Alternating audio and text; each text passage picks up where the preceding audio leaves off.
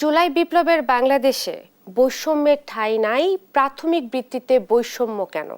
এই স্লোগানকে সামনে রেখে নেত্রকোনায় প্রাথমিক বৃত্তি পরীক্ষায় কিন্ডারগার্টেন শিক্ষার্থীদের অন্তর্ভুক্তির দাবিতে অনুষ্ঠিত হয়েছে মানববন্ধন। আরও জানাতে যুক্ত হচ্ছেন সহকর্মী জিয়াউর রহমান। জিয়াউর, এ বিষয়ে প্রশাসনের কোনো প্রতিক্রিয়া পাওয়া গেছে কিনা জানাবেন।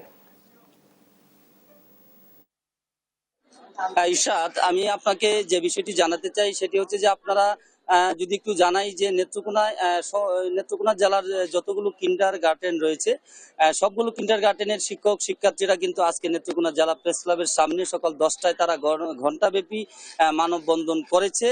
তাদের যে স্লোগানটি সেটি হচ্ছে যে এই জুলাই বিপ্লবের বাংলায় বৈষম্যের ঠাঁই নাই।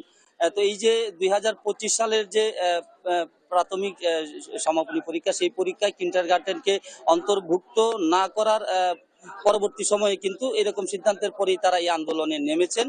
তো আমি এই মুহূর্তে যে জায়গাটিতে আছি সেটি হচ্ছে নেত্রকোনা জেলা প্রশাসকের কার্যালয়ের সামনে। তারা কিন্তু জেলা প্রেস ক্লাবের সামনে দীর্ঘ ঘণ্টাব্যাপী মানববন্ধন শেষে তারা কিন্তু এই মুহূর্তে জেলা প্রশাসকের কার্যালয়ের সামনে এসে তারা কিন্তু এখানে অবস্থান করছেন এবং আমরা যে বিষয়টি জানতে পেরেছি যে তাদের দাবি দেওয়া সম্বলিত যেসব অধিকার তারা যে দাবিগুলো করছেন সেসব দাবিগুলো সহ কিন্তু তারা জেলা প্রশাসক বরাবর একটি স্মারকলিপি প্রদান করবেন। এই স্মারকলিপি প্রধান উপদেষ্টা এবং শিক্ষা উপদেষ্টার কাছে তারা প্রদান করবেন বলে আমাদেরকে জানিয়েছেন।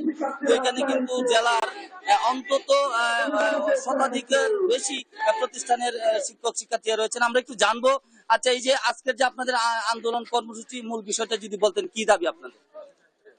আমাদের দাবি সুস্পষ্ট। আমরা চাই শিশুদেরকে ন্যায্যতার ভিত্তিতে শিশুরা সমান অধিকার পাক, তারা মেধার লড়াই করুক, যারা যোগ্য তারা টিকে থাকুক। যদি দুর্বল শিশু থাকে তাদের জন্য অন্য কিভাবে তাদেরকে এগিয়ে নেওয়া যায় সেটার ব্যবস্থা সরকার করবেন, চিন্তা রাখবেন, কিন্তু আমরা চাই না শিশুদের মধ্যে বিভাজন সৃষ্টি হোক। ধন্যবাদ।